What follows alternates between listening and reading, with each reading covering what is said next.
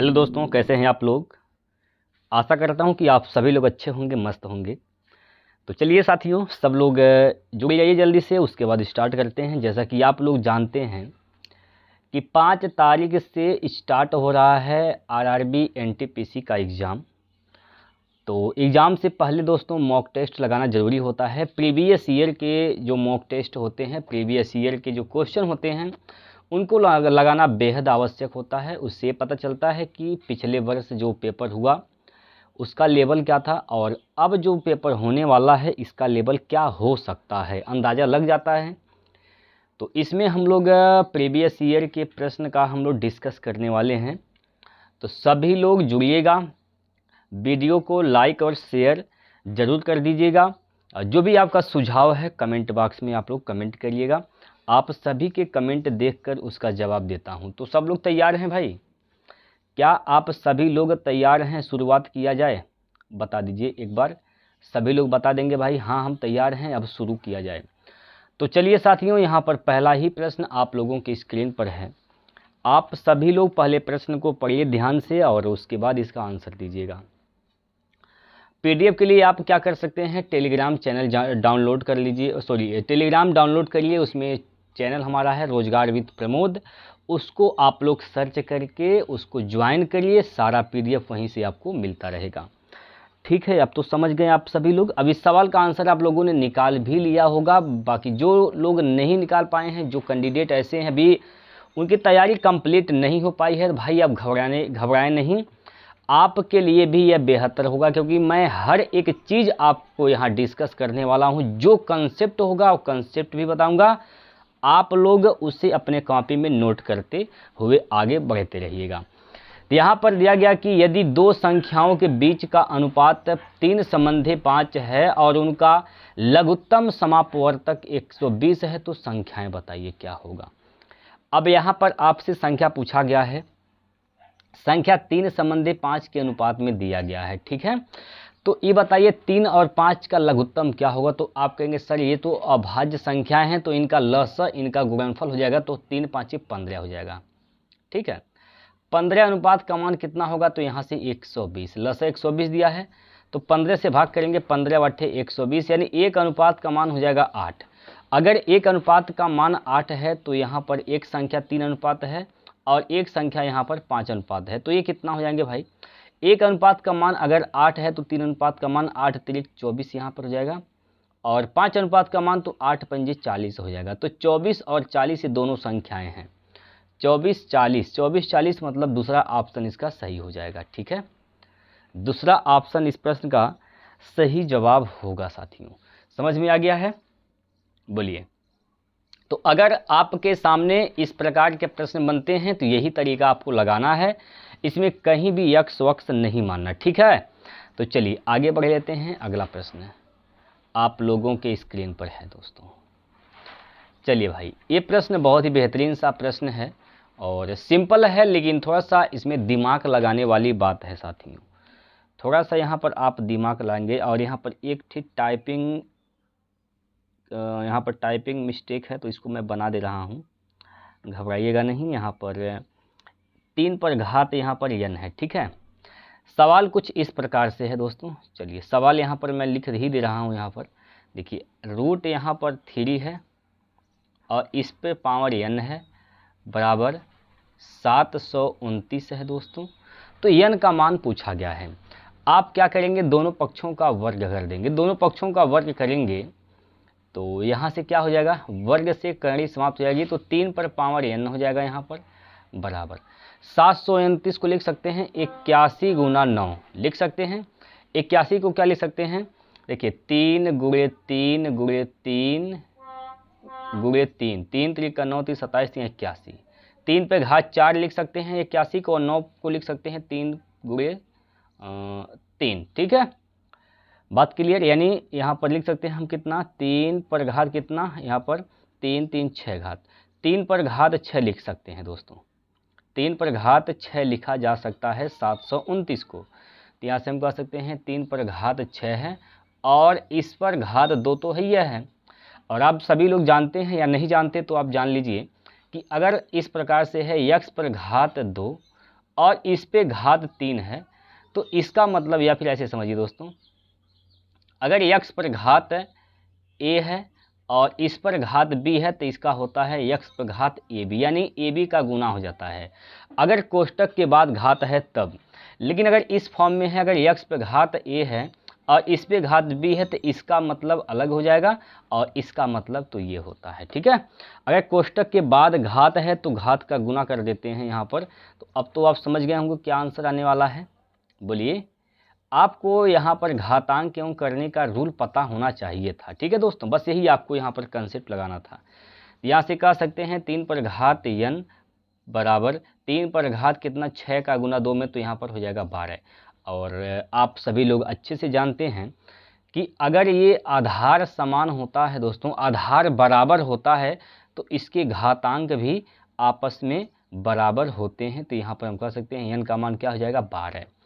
n का मान प्यारे दोस्तों यहाँ पर 12 आएगा। तीसरा ऑप्शन इसका राइट हो जाएगा। ठीक है, तीसरा ऑप्शन इस प्रश्न का बिल्कुल सही आंसर हो जाएगा। उम्मीद है कि आप लोगों को सवाल समझ में आ गया होगा। चलिए आगे बढ़ते हैं और अगला प्रश्न, जो कि प्रश्न नंबर 3 आप सभी के स्क्रीन पर यहाँ पर है।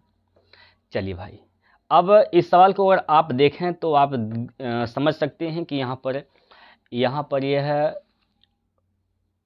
एडवांस मैथ है। ठीक है, तो एडवांस मैथ का भी यहाँ पर आपको अच्छे से प्रैक्टिस होना चाहिए। इसमें कहा गया कि पी क्यू आर एस एक चक्रीय समलंब चतुर्भुज है। भैया इस प्रकार से एक समलंब चतुर्भुज है। ठीक है, जहाँ पी क्यू आर एस के समांतर है तथा पी क्यू व्यास है। व्यास है इसका मतलब क्या हुआ कि इसमें एक सर्कल भी होगा, तो यहाँ पर एक इस प्रकार से वृत्त होगा यहाँ पर, और एक समलंब चतुर्भुज है, तो इस प्रकार से यहाँ पर समलंब चतुर्भुज होगा, जो कि ये तो इसका व्यास काम करेगा यहाँ पर। ठीक है, अब व्यास कौन सा यहाँ पर दिया गया है, यहाँ पर बोला गया है कि पी क्यू व्यास है। अगर यह पी है तो ये क्या हो जाएगा, क्यू हो जाएगा। ये तो व्यास हो गया। बाकी आपसे यहाँ पर कहा गया कि पी क्यू आर एस के समांतर है, तो अगर हम ए आर मान लें तो ये क्या हो जाएगा, यस। ठीक है, यह यस हो जाएगा। पी क्यू ये और ये क्या हैं, आपस में समांतर हैं। ठीक है, समांतर हो गया। अब इसमें कहा गया कि क्यू पी आर, क्या बोला, क्यू पी आर बराबर 40 है। क्यू पी आर यानी यहाँ पर इस प्रकार से दिया गया है, इस प्रकार से। तो ये जो वैल्यू दिया गया है साथियों, ये वैल्यू दिया गया है 40। ठीक है, ये वैल्यू क्या है, तो ये वैल्यू जो है दोस्तों 40 है। बात क्लियर है दोस्तों। और यहाँ पर गौर करेंगे तो यहाँ पर इस पर ये जो है, यहाँ पर इस पर ये लंब डाला गया है, तो यहाँ पर 90 डिग्री का कोण बनेगा यहाँ पर। ठीक है, ये 90 हो गया। भाई एक त्रिभुज ये बन रहा है, आप लोग ध्यान से देखेंगे तो यहाँ पर यह एक त्रिभुज बन रहा है, पीला वाला जो मैं कलर कर रहा हूँ। त्रिभुज के तीनों अंतःकोणों का योग होता है 180, तो 90 ये हो गया, 40 ये हो गया, तो 90 और 40 130 हो गया। तो बाकी जो बचा हुआ कोण है, ये वाला कोण, ये कितना हो जाएगा, तो ये 50 डिग्री हो जाएगा। ठीक है, और चतुर्भुज जो होते हैं तो उसके सामने वाले कोणों का योग 180 अंश होता है। तो ये बताइए, आपसे पूछा क्या गया है कि पी एस आर यानी आपसे इस कोण का मान पूछा गया है। ठीक है, तो अगर इस कोण का मान पूछा गया है तो यहाँ पर गौर से समझेंगे, ये कोण 50 डिग्री जो है और ये कोण यस वाला, दोनों का योग 180 अंश होना चाहिए। तो ये तो 50 है, ये है, तो 130 बचा हुआ है, तो इसका मतलब 130 ये हो जाएगा यस वाला। तो 130 डिग्री इसका राइट आंसर आएगा, ऑप्शन नंबर ए। ठीक है, पहला ऑप्शन इसका बिल्कुल सही जवाब होगा दोस्तों, 130 डिग्री बन जाएगा। बात क्लियर है, समझ में आया। तो चतुर्भुज से रिलेटेड प्रश्न है, बेहतर प्रश्न है, आप लोग इसको 1 से 2 बार देखिएगा, प्रैक्टिस कर लीजिएगा। ठीक है, चलिए, क्योंकि ऐसे ही प्रश्न आपके एग्जाम में पूछे जाते हैं, तो आप लोग इसे ज़रूर देख लीजिएगा। बाकी चौथा जो प्रश्न है यहाँ पर आपके स्क्रीन पर आया है, तो इसको लगाइए और आंसर बताइए क्या होगा।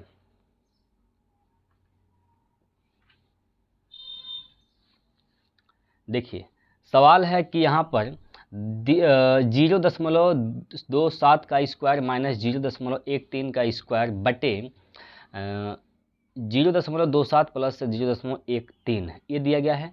तो आपने देखा यहाँ पर ए स्क्वायर, ये क्या हो गया भाई, ए स्क्वायर माइनस बी स्क्वायर का नियम लगा देंगे, क्योंकि यह ए है तो यह क्या है, बी है। ए स्क्वायर माइनस बी स्क्वायर का नियम क्या होता है, एक कोष्टक में दोनों को जोड़ते हैं यानी ए प्लस बी करते हैं, तो दूसरे कोष्टक में दोनों को घटा देते हैं, ए माइनस बी कर देते हैं। ठीक है, तो दोनों को जोड़ेंगे तो क्या हो जाएगा, यहाँ पर 27 और 13 जोड़ेंगे तो यहाँ पर कितना हो जाएगा भाई, 7 3 10 2 3 4, यानी हो जाएगा यहाँ पर 40.40। ठीक है, और घटाएंगे तो क्या होगा, यहाँ पर घटा दीजिए दोस्तों, तो 7 में से 3 गया तो 4 बचेगा, और 2 में से 1 गया तो यहाँ पर 1 बचने वाला है, तो ये दशमलव हो जाएगा यहाँ पर, बटे नीचे क्या हो जाएगा, तो दोनों को जोड़ेंगे तो यहाँ पर कितना हो जाएगा, 0.40 आएगा। इससे तो इससे कट ही जाना है, तो यहाँ पर आंसर क्या आ जाएगा, 0.14। 0.14 इसका राइट आंसर होगा ऑप्शन नंबर 3।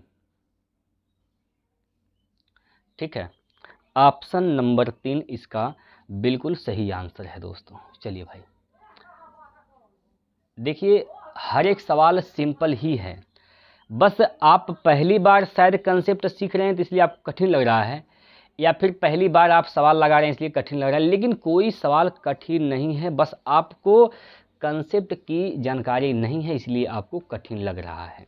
अगर आप डेली बने रहेंगे दोस्तों तो मैं पूरा गारंटी देता हूं कि आपको ऐसे प्रश्न बन जाएंगे तो आप उसे आसानी से बना पाएंगे पेपर में। ठीक है, बाकी देखिए आपको निरंतर बने रहना है, डेली आना है, डेली यहाँ पर जो हमारा वीडियो अपलोड होगा डेली आपको उसको देखना है दोस्तों, तभी जाकर बात बन पाएगी। अदरवाइज आप चाहेंगे कि आज देखेंगे कल नहीं देखेंगे, तो ऐसे काम नहीं बनता है दोस्तों, डेली बनना होता है। डेली आपको साथ कदम से कदम मिलाकर चलेंगे, टाइम टू टाइम चलेंगे, हर एक सवाल का एनालिसिस करेंगे तो ही आप अच्छे परफॉर्मेंस दिखा पाएंगे गणित में। बाकी दोस्तों मैं तो अपने तरफ से प्रयास करता हूं कि आप लोगों का परफॉर्मेंस बहुत ही बेहतर हो, बाकी आपके ऊपर भी डिपेंड करता है कि आप कितना समय देते हैं। ठीक है, अब ये प्रश्न जैसे आपके सामने है, यहाँ पर कहा गया कि वहाँ 20 सही 5/2 मीटर लंबाई का एक कालीन है, इसमें से कालीन के कितने छोटे टुकड़े प्रत्येक 4 सही 1/2 मीटर लंबाई के काटे जा सकते हैं। अब गौर समझिए दोस्तों, मैं कह दूं कि अगर हमारे पास 40 मीटर एक रस्सी है 40 मीटर का, तो अब कहें कि हमें 5 मीटर की रस्सी काटनी है, तो 5 से भाग कर देंगे, कितने यहाँ टुकड़े हो जाएंगे यहाँ पर, तो 5 8 40, 8 टुकड़े। ठीक है, तो वही तरीका यहाँ पर लगाना है दोस्तों, कितने यहाँ पर छोटे छोटे टुकड़े बन सकते हैं या बनेंगे, तो आपको क्या करना है, तो 20 सही 5/2 है, 20 सही 5/2 है, तो इसमें भाग कर देना किससे, तो इसमें दोस्तों भाग कर देना है यहाँ पर 4 सही 1/2 से। ठीक है, तो ये 20 दूना 40 5 45, ये तो 45/2 हो जाएगा, और भाग से गुना में बदलेगा तो नीचे का ऊपर चल जाता है, 4 दूनी 8 1 9, ये 9/2 हो जाएगा, तो यहाँ पर हम कह सकते हैं कि 2/9। ठीक है, 2 से 2 कैंसिल, 9 से काटेंगे, 9 पंजे 45, यहाँ पर 5 छोटे टुकड़े बनाए जा सकते हैं, तो ऑप्शन इसका चौथा सही हो जाएगा। ठीक है, चलिए दोस्तों अगला प्रश्न देखिए, इस सवाल का उत्तर दीजिए क्या होगा, बताइए जल्दी से।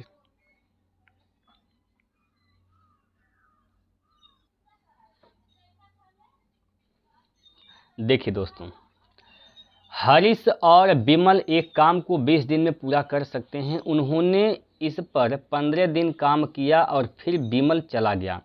भाई यहाँ पर हरीश है और कौन है, विमल है, ये दोनों लोग अगर काम करते हैं तो इस काम को 20 दिन में समाप्त कर सकते हैं, ये बात बोला गया है।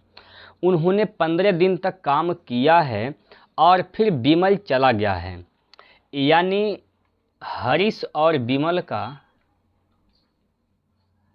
अभी भी 5 दिन का काम बचा हुआ है, क्योंकि 15 दिन उन्होंने साथ मिलकर किया है, तो हरीश और विमल का 5 दिन का काम बचा हुआ है, अब तो बिमल चला गया है तो बचा हुआ काम हरीश ने अकेले 10 दिन में किया।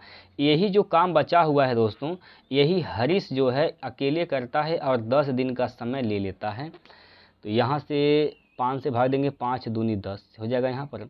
तो H प्लस B बराबर 2H हो जाएगा, ठीक है। तो अगर H को इधर लाएंगे तो यहाँ पर V बराबर H हो जाएगा। तो हरीश और बिमल का क्षमता का अनुपात क्या हो जाएगा यहाँ पर, 1 संबंधी 1, 1 संबंधी 1 होगा। तो टोटल कार्य कितना हो जाएगा यहाँ पर, 1 प्लस 1 यानी 2, 2 गुणे यहाँ पर 20 यानी टोटल कार्य यही हो जाएगा, ठीक है। अब इसी टोटल कार्य को कहा गया कि अगर हरीश अकेले पूरा करता है तो कितना दिन लेगा।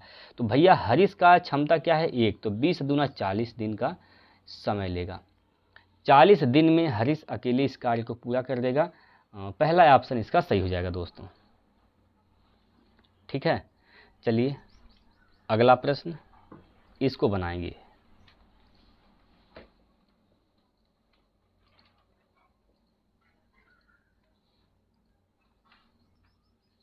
देखिए दोस्तों, ध्यान से समझने का प्रयास करेंगे।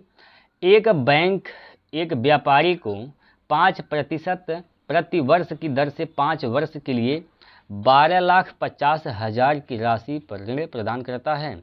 भुगतान किया जाने वाला साधारण ब्याज क्या है। तो साधारण ब्याज पूछा गया है दोस्तों। साधारण ब्याज बराबर क्या होता है, फार्मूला आप जानते हैं कि SI बराबर होता है PRT/100।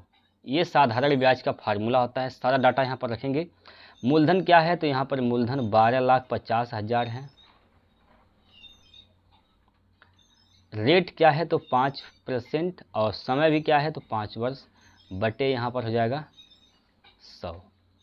2 जीरो से 2 जीरो कैंसिल हो जाएंगे और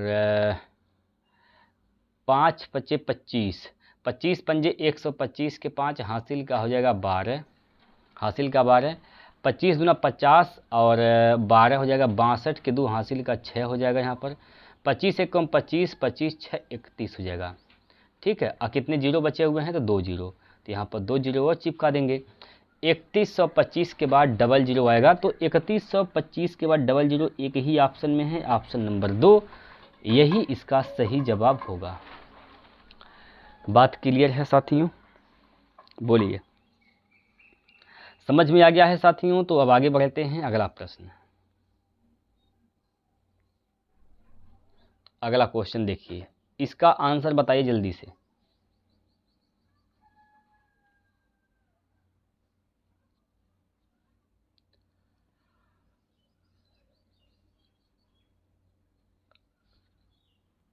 देखिए सवाल में कहा गया कि यदि, यहाँ सवाल में दिया गया है कि यदि x प्लस 1/x बराबर कितना है, तो 9 है। तो आपसे पूछा गया है कि x square plus 1/x square बराबर क्या होगा। एक कंसेप्ट होता है दोस्तों, अगर प्लस दिया है, प्लस का पूछा है, तो आपको क्या करना है, 9 का स्क्वायर कर देना है, 9 का स्क्वायर कर देना है। प्लस का दिया है, ठीक है, प्लस का दिया है तो 9 का स्क्वायर कर देंगे, इसमें से 2 घटा देंगे, तो 9 9 81, 81 में से आप 2 घटाएंगे तो यहाँ पर 79 हो जाएगा, 79, ठीक है। 79 बोले तो ऑप्शन नंबर 3 इसका राइट आंसर हो जाएगा, ठीक। चलिए दोस्तों अगला क्वेश्चन, इस सवाल को लगाइए सभी लोग।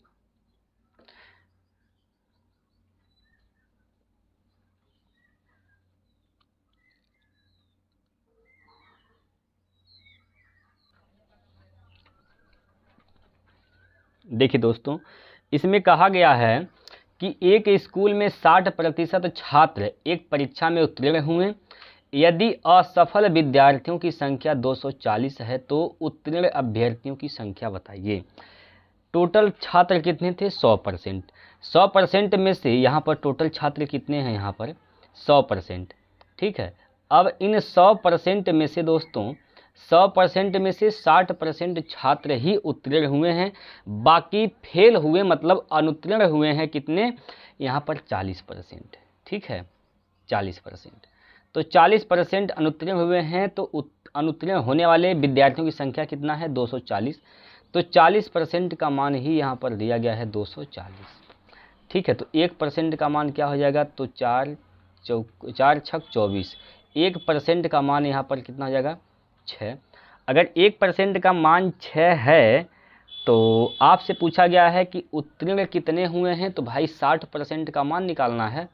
तो 60 से दोनों साइड में गुना कर देंगे, तो 60 से गुना कर दें 6 छम 36, यानी 360 ऐसे विद्यार्थी हैं जो कि पास हुए हैं, उत्तीर्ण हुए हैं। ठीक है, ऑप्शन नंबर 3।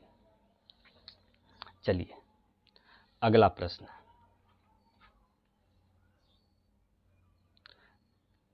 लगाइए दोस्तों इसको।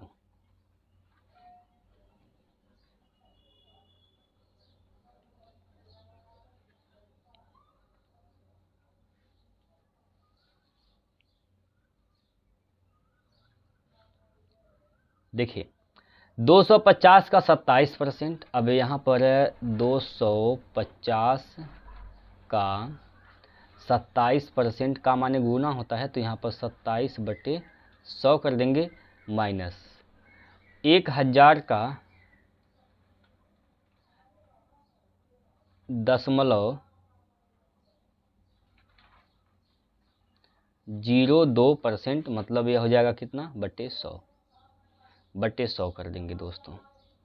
यहाँ पर आप क्या करिए, यहाँ से अगर आप एक जीरो से एक जीरो यहाँ पर ख़त्म कर देते हैं, यहाँ भी और यहाँ भी, तो यहाँ से क्या हो जाएगा, बाहर आप 1/10 कॉमन ले लेंगे तो अंदर कितना बचने वाला है, तो 25 साते 175 के 5 हासिल का 17, 25 दूना 50 और 17 हो जाएगा 67। ठीक, ये हो जाएगा यहाँ से, और माइनस 2 का गुना 0.02 का गुना करेंगे 100 में, तो यहाँ पर 2 हो जाएगा।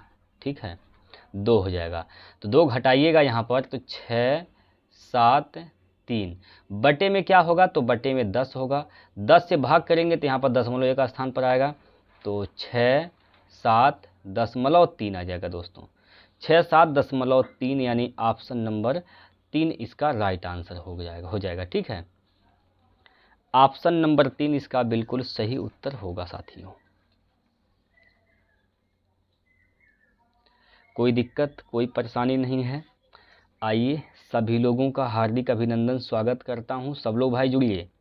और देखिए एक बात मैं आप लोगों को बता दूं कि यह चैनल नहीं, ये आपका एक परिवार है, तो आप सभी लोग इसका सपोर्ट करिए भाई। सभी लोग इसका हिस्सा बनिए, इस परिवार का हिस्सा बनिए। ठीक, और जो भी अगर दिक्कत होती है, डाउट होता है, तो आप लोग सीधे हमसे संपर्क कर सकते हैं।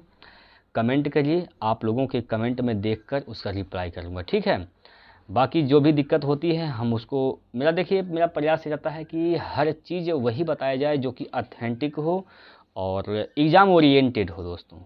फालतू की बातों पर मैं टाइम वेस्ट नहीं करना चाहता हूँ। ठीक, आप लोग जानते हैं। यहाँ पर अगला क्वेश्चन, और देखिए इसका कोई शुल्क नहीं है, बिल्कुल फ्री है दोस्त। देखिए यहाँ पर एक प्रीवियस ईयर जो क्वेश्चन है, PYQ जो है, ये सभी सेट जितने भी आएंगे सभी के सभी फ्री होंगे दोस्तों। और यहाँ से आपका जो नंबर होगा दोस्तों, यहाँ से अगर आप प्रैक्टिस करते हैं तो इंक्रीज होने के चांसेस ज़्यादा हैं, क्योंकि जब भी पेपर होता है तो प्रीवियस ईयर को ही ध्यान में रख कर पेपर बनाए जाते हैं। तो आप लोग इस बात को नोट कर लीजिए और गौर करिए दोस्तों प्रीवियस ईयर क्वेश्चन को टच करने का। चलिए, दो संख्याओं का योग 25 है, उनका अंतर 15 संख्याओं का अनुपात बताइए।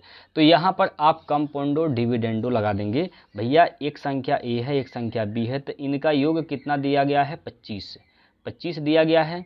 और इनका अंतर क्या दिया गया है, तो हम कह सकते हैं ए माइनस बी का मान यहाँ पर 15 दिया गया है। तो यहाँ पर आप कंपाउंडो डिविडेंडो लगाएंगे, तो ए और बी का अनुपात निकालना है, तो एक बार दोनों को जोड़ देंगे। यहाँ पर जोड़ के तो 25 और 15 यहाँ पर क्या हो जाएगा 40। घटा कर यहाँ पर लिखेंगे तो यहाँ पर घटाएंगे दोस्तों, तो यहाँ पर क्या हो जाएगा 10।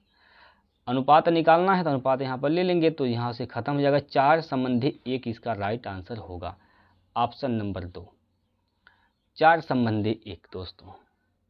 ठीक है, आइए अगला प्रश्न। अगला जो क्वेश्चन आप लोगों के स्क्रीन पर दिख रहा है, यह बोर्ड मास वाला प्रश्न है। तो इस सवाल को आप लोग लगाने का प्रयास करिए, और प्रयास ये करिए कि इस सवाल को आप लोग लगा पाएँ।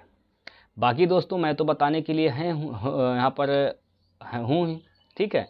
और आप लोग जब खुद से लगाएंगे तो आपके अंदर एक कॉन्फिडेंस जो है ना वो डेवलप होगा, तो आप लोग समझ सकते हैं कि हमसे सवाल बन रहे हैं और पेपर में भी बन जाएंगे। चलिए देखिए, दिमाग लगाने वाली बातें हैं, इसको ध्यान से देखिए, इस वाले हिस्से को ध्यान से देखिए और इस वाले हिस्से को ध्यान से देखिए। ये दोनों ही सेम चीज़ हैं। अंतर इस बात का है कि यहाँ पर बीच में प्लस का साइन है और यहाँ पर बीच में माइनस का साइन है, बस अंतर सिर्फ और सिर्फ इतना है।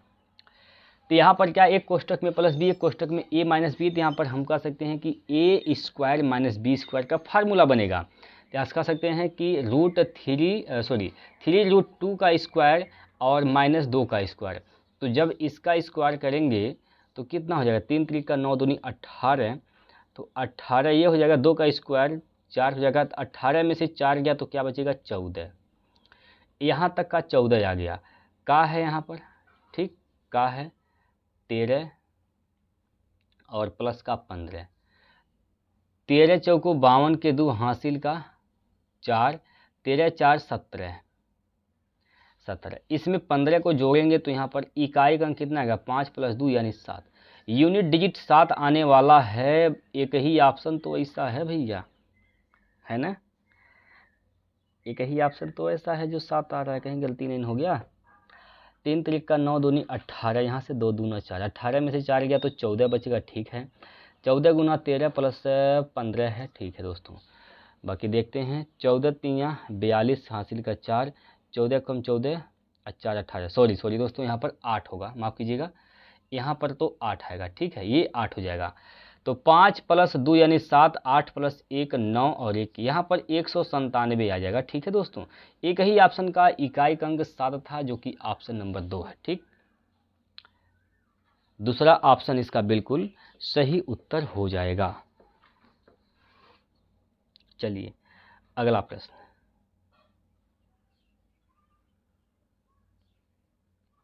इस सवाल को लगाइए सभी लोग।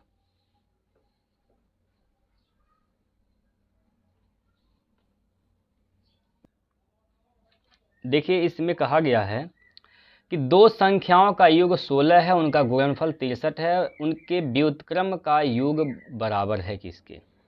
एक संख्या a है तो एक संख्या b है, इनके व्युत्क्रम का योग पूछा। इनका व्युत्क्रम क्या हो जाएगा, 1/a, और इनका क्या हो जाएगा, इसका 1/b। इनका योग पूछा गया है, तो योग कर दीजिए भैया, योग कर दीजिए। यहाँ पर योग करेंगे तो यहाँ पर क्या हो जाएगा, b, यहाँ से a + b हो जाएगा, अब बटे नीचे a b हो जाएगा, ठीक है।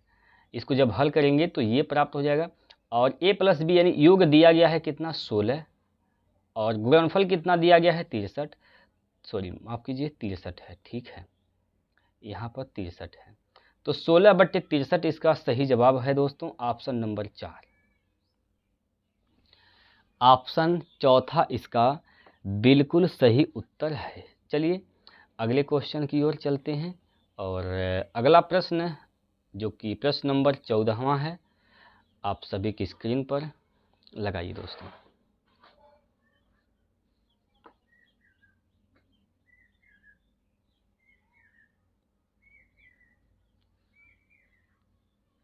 देखिएगा, एक बेलनाकार टैंक की क्षमता 2376 मीटर है, ठीक है। यदि टैंक की त्रिज्या 21 मीटर है तो टैंक की गहराई बताइए। ये टैंक है दोस्तों बेलनाकार, ये जो क्षमता है ना टैंक की क्षमता, यही इसका आयतन है। तो हम कह सकते हैं कि बेलन का आयतन दिया गया है, और बेलन का आयतन फार्मूला होता है πr²h। ये बेलन की आयतन का फार्मूला होता है, और यही दिया गया है कितना, तो 2376 दिया गया है, 2376। ठीक, तो मान रखिए पाई का मान 22/7 हो जाएगा, और आर का मान त्रिज्या कितना है, तो 21 है, तो 21 गुना 21 यहाँ पर हो जाएगा, इंटू ऊंचाई पूछा गया है, बराबर यहाँ पर हो जाएगा 2376। 2376। अच्छा, कटने वाला है जो काटिए, पर 7 से काटेंगे 3 बार में ये कट जाएगा, और 3 से काटेंगे तो यहाँ पर 3 7 21, 3 से काटेंगे 3 7 3 7 21, 2 बचेगा, 3 9 27, 3 दूना 6।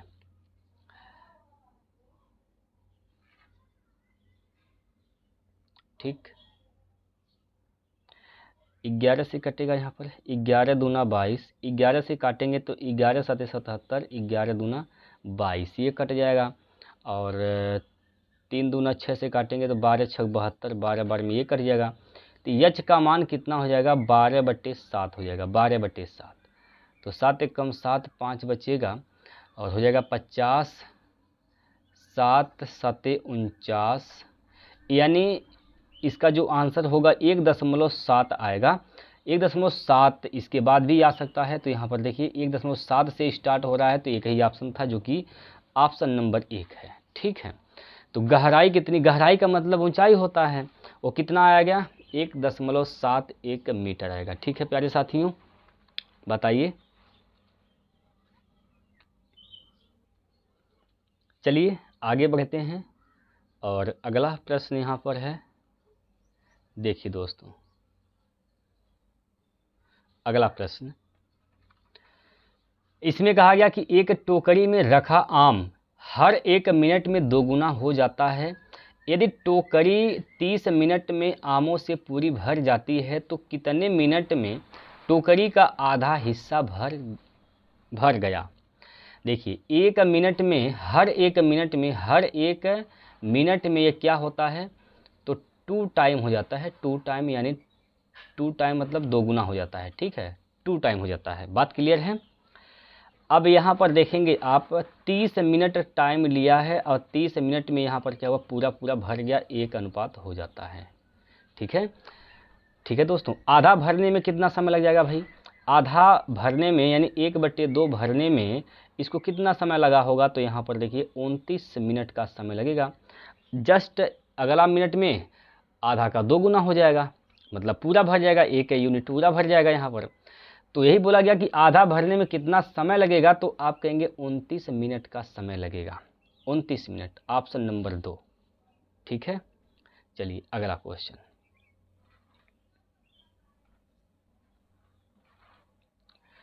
अगला प्रश्न यहाँ पर है, इसको लगाइए दोस्तों।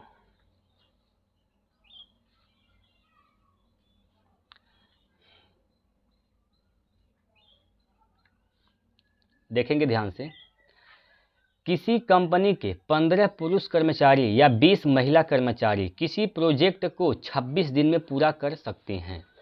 देखिए यहाँ पर एक बोला गया कि अगर 15 पुरुष हैं, 15 यहाँ पर मैन हैं, 15 मैन, तो एक कार्य को ये लोग 26 दिन में पूरा कर सकते हैं।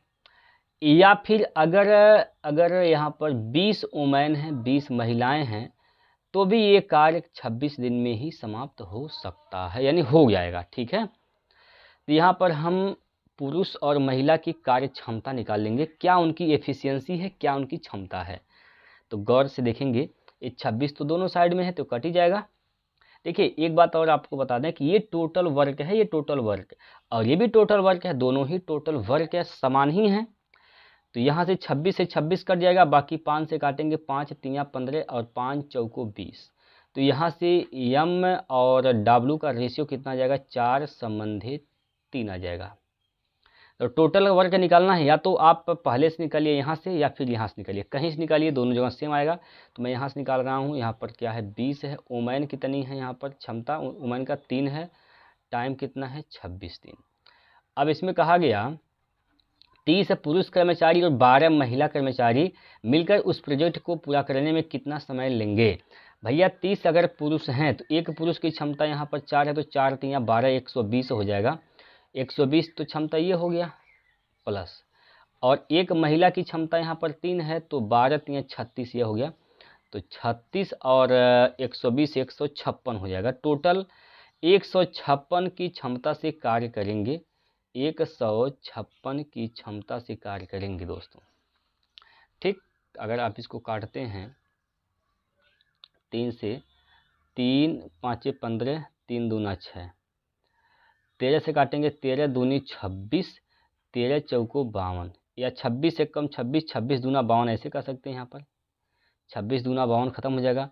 2 से काटेंगे तो 10 दूना 20, यानी 10 दिन का समय लग जाएगा, 10 दिन का। ठीक है, 10 दिन, यानी दूसरा ऑप्शन सही होगा दोस्तों।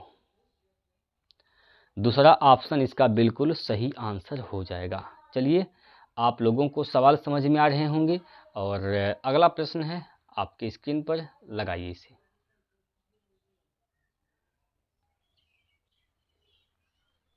चलिए, अगला प्रश्न है आपकी स्क्रीन पर।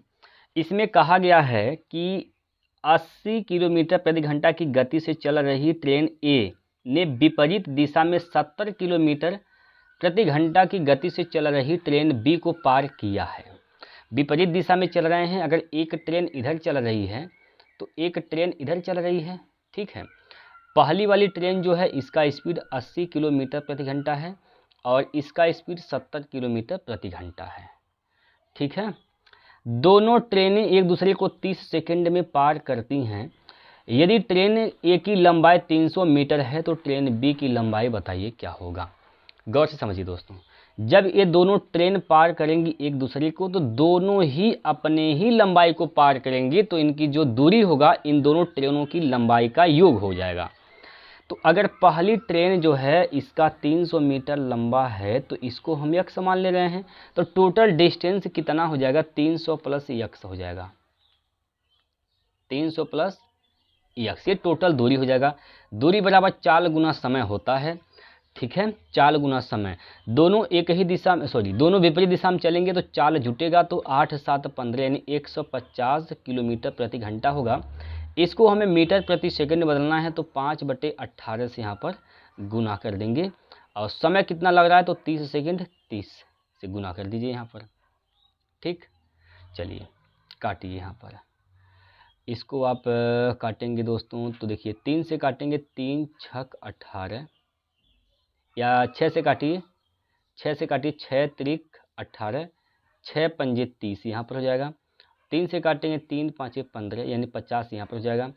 5 5 25 पंजे 125, तो 125 और 1 0 ये हो जाएगा दोस्तों। तो यक्स का मान निकालना है तो यहाँ पर 300 इधर आएगा, घट जाएगा। ठीक है, माइनस हो जाएगा, तो 0 5 12 में से 3 गया तो 9 3 12, यानी जो दूसरी ट्रेन बी है उसकी लंबाई क्या है तो 950 मीटर है, ऑप्शन नंबर 2।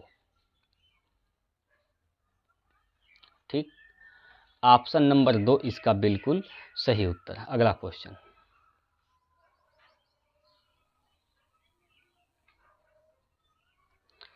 अगला प्रश्न आपके स्क्रीन पर, लगाइए सभी लोग भाई। देखिए दोस्तों, एक व्यवसायी 20 वस्तुएं खरीदता है जिसकी लागत 15 वस्तुओं के विक्रय मूल्य के बराबर है। व्यवसाय का लाभ या हानि प्रतिशत बताइए। एक वस्तु का सीपी 1 है तो 20 का 20 होगा, 15 का 15 होगा, सिंपल बात है। तो यहाँ से हम कह सकते हैं कि जो 20 वस्तु का क्या है यहाँ पर सीपी है, लागत बोले तो सीपी, ये किसके बराबर है, 15 वस्तु के एसपी सेलिंग प्राइस यानी विक्रय मूल्य के बराबर है। यहाँ से हम रेशियो निकालेंगे, पहले काटिए इसको 5 से, 5 तो यहाँ 15, 5 चौको 20, तो यहाँ पर सीपी और एसपी का रेशियो निकालेंगे तो सीपी का रेशियो कितना होगा यहाँ से 3, एसपी का रेशियो कितना होगा तो 4 होगा। अब बताइए कितने का फायदा हुआ, लाभ कितने का हुआ, 1 का। लाभ किस पे होता है, क्रय मूल्य पर, तो 1/3। प्रतिशत बदलने के लिए 100 से गुना करेंगे तो 1/3 का मतलब होता है प्रतिशत में 33.33% या 33.33% कर सकते हैं। ठीक है, 33.33% यानी लाभ होगा। ठीक है, पहला ऑप्शन इसका सही हो जाएगा, पहला ऑप्शन इसका बिल्कुल सही उत्तर हो जाएगा दोस्तों। चलिए साथियों, अगला जो प्रश्न है आप सभी लोगों की स्क्रीन के सामने है, सभी लोग उत्तर दीजिए और दबा के शेयर करिए दोस्तों। जितने भी रेलवे के बच्चे हैं, रेलवे के विद्यार्थी हैं, उन सभी तक यह वीडियो पहुंच जाए।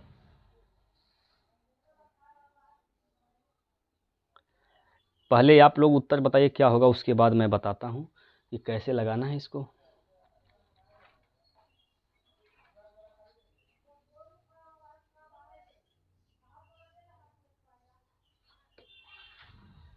ध्यान से समझेंगे। एक कक्षा में 7 छात्रों द्वारा गणित में प्राप्त अंक 43, 44, 65, 41, 53, 65 और 62 है, आंकड़ों का बहुलक है। तो ध्यान से समझिए दोस्तों, बहुलक कैसे निकालते हैं, किसे कहते हैं बहुलक, गौर से समझेंगे। जो संख्या सबसे ज़्यादा बार यूज होती है वही बहुलक होता है। जो जितना ज़्यादा बार है वही बहुलक है, ठीक है। तो ज़्यादा बार जो यूज हुआ है वही उसका बहुलक हो जाएगा। तो यहाँ पर 53 देखेंगे कितनी बार है, तो 53 आप देख रहे हैं, 53 तो यहाँ पर एक ही बार है यूज किया गया है। 65 कितनी बार है, तो 1 2, 65 जो है यहाँ पर 2 बार यूज किया गया है। 41 कितनी बार, तो 41 एक बार, ठीक। और 62 कितनी बार, तो यहाँ पर एक बार।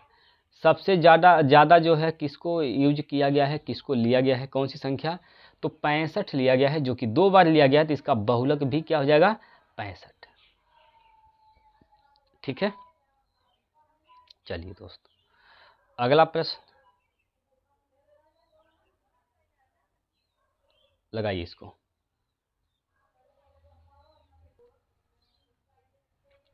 ध्यान से देखेंगे सवाल में, इसमें कहा गया कि दो समरूप त्रिभुज पी क्यू आर, यहाँ पर त्रिभुज बना दे रहा हूँ दोस्तों, ध्यान से समझिएगा। एक त्रिभुज ये है, इसका नाम दे दिया जाए, ये तो P और ये Q है और यहाँ पर R है। एक त्रिभुज PQR और एक त्रिभुज और है यहाँ पर XYZ का परिमाप क्रमशः 48 सेंटीमीटर और 24 सेंटीमीटर है। एक त्रिभुज और है, तो यहाँ पर इसको बना देते हैं दोस्तों, यहाँ पर XYZ, ठीक। इसका परिमाप कितना है, तो इसका परिमाप 48 है और इसका परिमाप क्या है, तो इसका परिमाप 24 है, ठीक है। ये परिमाप है दोस्तों, पेरीमीटर यानी परिमाप है, ठीक है। एक्स वाई का मान ये जो भुजा है ये 12 सेंटीमीटर है, तो पी क्यू का मान पूछा गया है, यहाँ पर इसका मान पूछा गया है, ठीक है। तो ध्यान से समझिए दोस्तों, यहाँ पर परिमाप का अनुपात यानी 48 बटे कितना हो जाएगा, 24 बराबर x बटे 12, ठीक। आपने इसका परिमाप पहले लिया है तो इसकी भुजा पहले लेंगे, ठीक है। यहाँ से गौर से देखिए, 24 दूना 48, 12 दूनी 24, तो x का मान कितना हो जाएगा, यहाँ पर 24 हो जाएगा। x का मान कितना हो जाएगा, तो आप कहेंगे सर 24 आएगा, 24 सेंटीमीटर, ठीक है दोस्तों। चलिए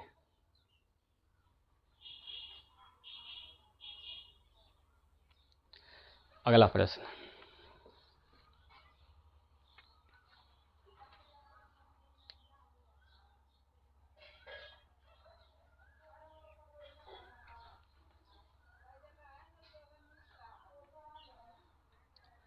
यदि किसी वृत्त का क्षेत्रफल 154 सेंटीमीटर स्क्वायर है तो वृत्त की परिधि बताइए।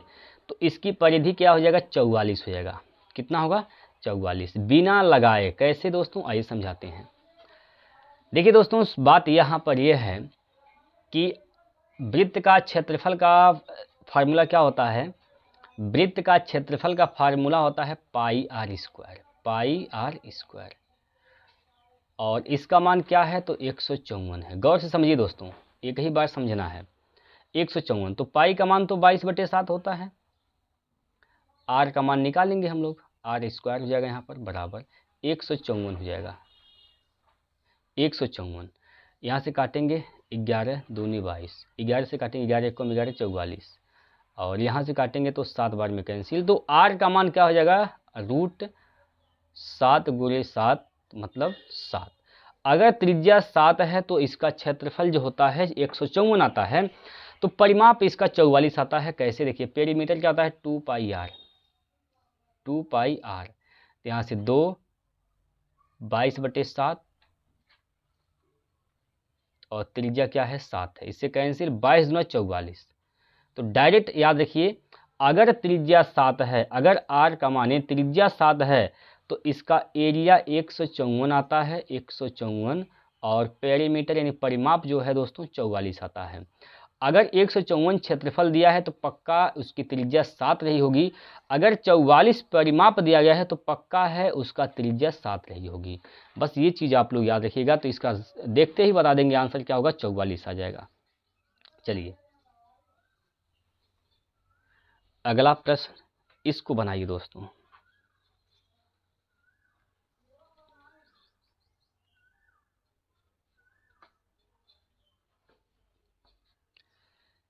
एक खंबे के पाद से 20 मीटर दूर स्थित एक बिंदु से उसका उन्नयन कोण 45 डिग्री है। खंबे की ऊंचाई बताइए। ये हाइट एंड डिस्टेंस वाला प्रश्न है। बहुत ही सिंपल तरीका से मैं बताऊंगा दोस्तों, रेशियो मेथड। ये खंबा है, इसके पैर से यहाँ पर 20 मीटर दूर इस पॉइंट से दोस्तों, इस वाले पॉइंट से इसका जो उन्नयन कोण है दोस्तों, ये उन्नयन कोण ये कितना है, तो सर आप कहेंगे उन्नयन कोण तो यहाँ पर दिया गया है 45 डिग्री। ठीक है, आप जानते हैं tan थीटा बराबर होता है लंब बटे आधार। तो tan 45 का मान क्या होगा, 1/1। tan 45 का मान 1 होता है। अरे भाई 45 का मान क्या होता है, 45 डिग्री का मान 1 होता है। इसके बटे 1 लिख दें, कोई दिक्कत नहीं। तो लंब बटे आधार, लंब 1 है तो इसका आधार भी 1 है। तो 1 अनुपात का मान 20 है, तो यहाँ पर भी कितना होगा, 20 ही होगा। ऊंचाई पूछा गया तो ऊंचाई भी कितना होगा, 20 ही आएगा, ऑप्शन नंबर 1। चलिए अगला क्वेश्चन,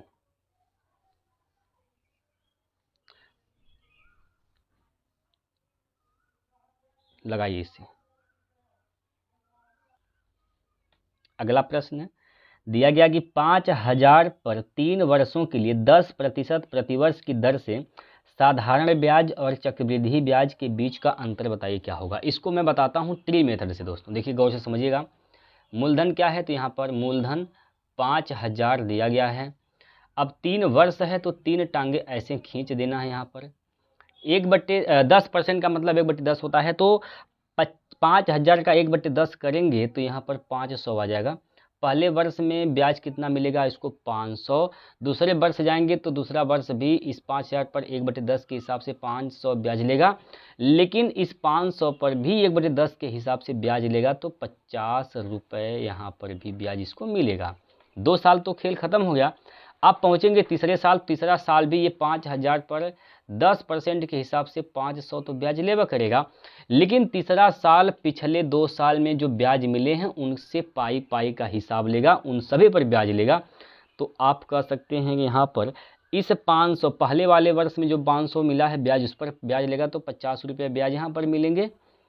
और ये जो दूसरा वर्ष में आएंगे 500 है उस पर भी 50 रुपये ब्याज मिलेगा। और तीसरा जो है यहाँ पर 50 रुपये जो ब्याज मिला इस पर भी 1/5 के हिसाब से ब्याज मिलेगा तो 5 रुपये यहाँ पर ब्याज मिलेंगे। ठीक है, अब गौर से समझिए दोस्तों, यहाँ सब कुछ आपको सीधे दिखते हैं। सबसे बेहतर तरीका, कुछ भी पूछ लेगा आप आसानी से बता देंगे। देखिए ये टोटल की बात करें हम, ये टोटल जो है आपका चक्रवृद्धि ब्याज है। ठीक, लेकिन यहीं पर बात किया जाए ये वाला हिस्सा, ये पहला वाला है, ये आपका साधारण ब्याज है। और इस वाले हिस्से को कहते हैं साधारण ब्याज और चक्रवृद्धि ब्याज का अंतर। तो 50 3 बार है तो 150 और 5 जोड़ेंगे तो 155 आएगा। तो इसका जो ब्याज का अंतर आने वाला है 3 साल का, चक्रवृद्धि और साधारण ब्याज का अंतर, वो 155 रुपये आएगा दोस्तों। पहला ऑप्शन इसका सही हो जाएगा। देखिए ट्री मेथड से हर चीज़ सामने दिखता है। आपसे जो पूछेगा बता सकते हैं। अगर आपसे ये पूछ लेगा कि बताइए तीसरे वर्ष में कितना ब्याज मिलेगा, तो मात्र ये तीसरा वर्ष को ही लेकर चलना होगा, सिर्फ और सिर्फ तीसरा वर्ष। जो पूछेगा दोस्तों बता सकते हैं। अगर आपसे साधारण ब्याज पूछ लेता तो ये जो ऊपर वाला ये है ना, ये साधारण ब्याज होता है। आशा करता हूं कि आपको समझ में आ गया होगा। चलिए आगे बढ़ते हैं, अगला क्वेश्चन देखिए दोस्तों।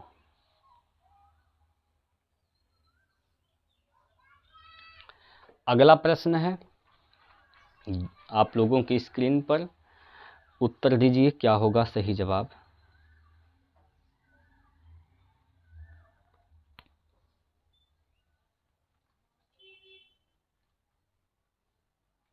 देखेंगे, एक छोटी कंपनी में महिला कर्मचारियों की संख्या का पुरुष कर्मचारियों की संख्या का अनुपात 2:3 है।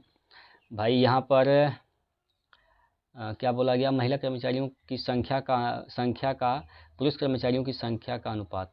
यहाँ पर फीमेल हैं, यानी महिला वुमेन है, और यहाँ पर मैन है। महिलाएं कितनी हैं, 2 अनुपात में, और आदमी कितने हैं, 3 अनुपात में। ठीक, यदि कंपनी में पुरुष कर्मचारियों की संख्या 90 है, यानी ये 30 का मान कितना दिया, 3 का मान कितना दिया गया है, 90। कितने गुना है, तो 30 गुना है। ठीक है, तो आपसे पूछा जा रहा है कंपनी में काम करने वाले कर्मचारियों की कुल संख्या बताइए, दोनों मिलाकर पुरुष और महिला दोनों जोड़ देंगे यहाँ पर। तो 5 अनुपात का मान निकालना है, तो 1 अनुपात का मान अगर 30 है तो 5 अनुपात का मान कितना हो जाएगा, तो 5 × 30 यानी 150। 150 टोटल कर्मचारियों की संख्या है। चलिए भाई अगला क्वेश्चन।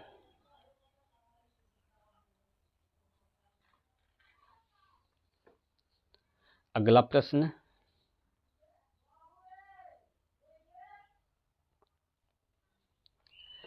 सवाल में दिया गया बोर्ड मास वाला प्रश्न है, 15 × 14, तो 15 चौको 60, 15 6 21 यानी 210 यहाँ पर हो जाएगा माइनस 30, और 3 त्रिक का 9, 9 7 16 यानी यहाँ पर हो जाएगा प्लस का 26, 26 4 30, इसमें से 4 और घटा देंगे तो यहाँ पर 206 आ जाएगा दोस्तों, 206।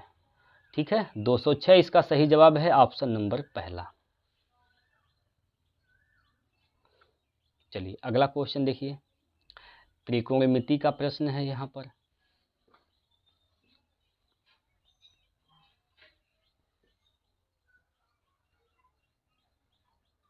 सभी लोग लगाएंगे भाई इसे, सब लोग लगाइए, जल्दी से उत्तर बताइए।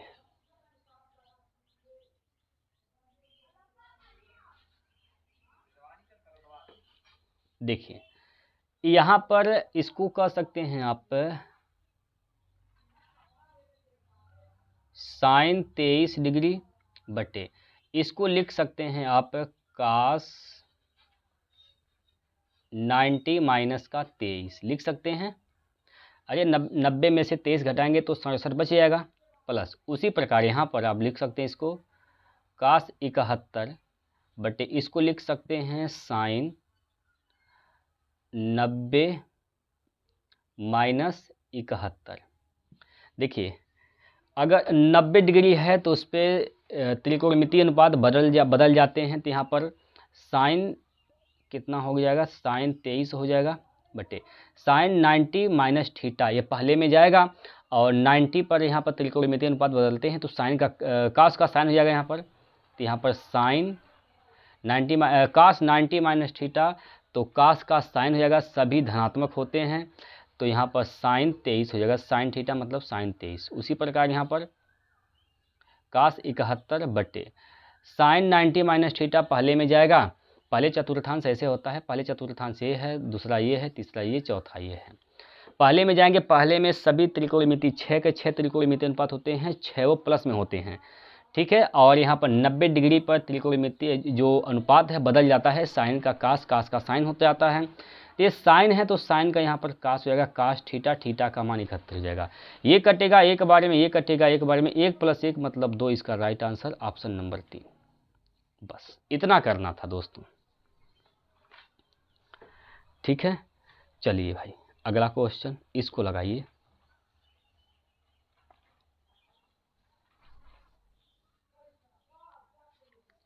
सवाल में दिया गया कि x square y square plus 1/x square y square बराबर यहाँ पर 83 दिया गया है। आपसे पूछा गया है x Y minus 1/x Y, इसका मान पूछा गया है। तो करना क्या है यहाँ पर, इसमें से 83 में से आप 2 घटा दीजिए और इसका वर्गमूल निकाल दीजिए। 83 में से 2 घटाएंगे तो 81, 81 का वर्गमूल कितना आ जाएगा, 9 आ जाएगा दोस्तों। तो सही जवाब क्या हो जाएगा, 9। ठीक है, एक कंसेप्ट होता है, याद रखिएगा, एक कंसेप्ट होता है। ठीक है, चलिए भाई अगला प्रश्न।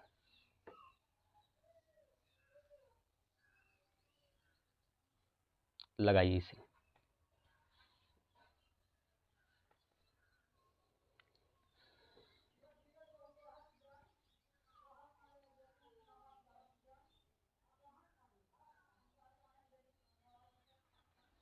देखिए भाई, सवाल है कि एक कक्षा में 48 छात्र हैं दोस्त, 48 छात्र हैं। ठीक है, किसी विशिष्ट दिन पर केवल कुछ 3/8 ही छात्र उपस्थित थे। उसी दिन अनुपस्थित व्यक्तियों की संख्या होगी, कितनी होगी भाई, कितने टोटल छात्र हैं, तो आप कहेंगे 48। तो 3/8 का मतलब क्या है, इस बात को पहले समझिए। ये टोटल स्टूडेंट हैं, टोटल स्टूडेंट, जिनमें से उपस्थित कितने हैं, तो यहाँ पर उपस्थित हैं 7, यानी प्रेजेंट कितने हैं, 7। ठीक है, प्रेजेंट 7 हैं, तो ये बताइए अब्सेंट कितने हो जाएंगे। 8 में से 3 उपस्थित हैं, माफ़ कीजिए 7 नहीं 3 है, सॉरी। 8 में से 3 उपस्थित हैं, तो अनुपस्थित कितने हैं, यहाँ पर अनुपस्थित यानी अब्सेंट कितने हो जाएंगे, यहाँ पर 5 हो जाएंगे दोस्तों। तो 8 का मान कितना दिया गया है, 48। 1 का मान क्या हो जाएगा, 8 × 48, 1 का मान 6। तो आपसे पूछा गया अनुपस्थित व्यक्तियों की संख्या, तो अनुपस्थित कितने अनुपात हैं, 5 अनुपात। तो 5 अनुपात का मान निकालना है, 5 से गुना कर देंगे। ठीक है, तो 5 × 30 इसका राइट आंसर आ जाएगा, 30 होगा इसका सही जवाब। चलिए दोस्तों अगले प्रश्न पर इसको लगाइए।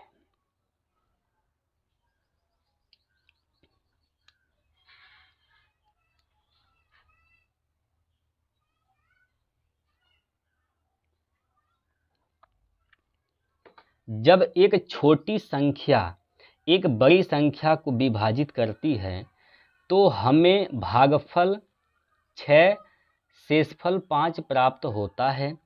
यदि दो संख्याओं के बीच का अंतर 1540 है तो छोटी संख्या बताइए क्या होगा। यहाँ पर दोस्तों एक संख्या x मान लेते हैं, एक संख्या y। जो बड़ी संख्या है उसको y मान लेते हैं, छोटी संख्या को x मान लेते हैं। ठीक है, तो y का मान क्या हो जाएगा, यहाँ पर y का मान यहाँ से क्या हो जाएगा दोस्तों, y का मान क्या होगा भाई, y का मान क्या होगा, तो y का मान यहाँ पर क्या होगा, 5 x तो छोटी संख्या है, इसमें 6 बार भाग जाता है। ठीक है, तो 5 शेषफल बचता है, तो 5 इसमें जोड़ देंगे, ये आपका क्या हो जाएगा, बड़ी संख्या। ठीक है, इसमें कहा गया कि जब एक छोटी संख्या को बड़ी संख्या से विभाजित करते हैं तो छोटी संख्या को बड़ी संख्या को छोटी संख्या से विभाजित करते हैं तो जो बड़ी संख्या है क्या हो जाएगा, छोटी संख्या गुणे 6 बार भागफल जाता है, तो भागफल 6 प्लस शेषफल 5 बचता है, तो 5 जोड़ देंगे, ये बड़ी संख्या आपका निकल जाएगा। और इनके बीच का जो डिफरेंट है, अंतर दिया गया है y माइनस x, ये भी दे रखा है, तो कितना 1540। y का मान यहाँ पर रख देंगे, ये 6x प्लस 5, 6x प्लस का 5 और माइनस का x बराबर 1540। 6x में से 1x गया तो 5x बच जाएगा, यहाँ पर 5x, और 1540 में से 5 इधर जाएगा तो घट जाएगा, तो ये 1535 हो जाएगा, 1535। 5 से भाग करेंगे तो 5 3 15 और 0 5 7 35, तो छोटी संख्या कितना निकल के आ गया, 307, और छोटी ही संख्या पूछा गया था 307 है। छोटी संख्या कितनी है 360, यानी ऑप्शन नंबर 4। चौथा विकल्प इसका बिल्कुल सही आंसर होगा दोस्तों। आइए अगले क्वेश्चन पर। अगला प्रश्न आप लोगों के स्क्रीन पर है।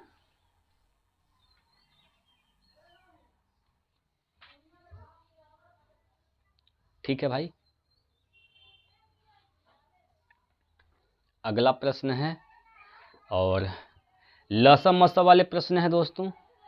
सवाल में कहा गया है कि दो संख्याओं का HCF 6 है और उनका LCM 84 है। यदि उनमें से एक संख्या 42 है, दूसरी संख्या बताइए। आप कंसेप्ट जानते हैं दोस्तों, पहली संख्या गुणे दूसरी संख्या बराबर होता है LCM इंटू HCF।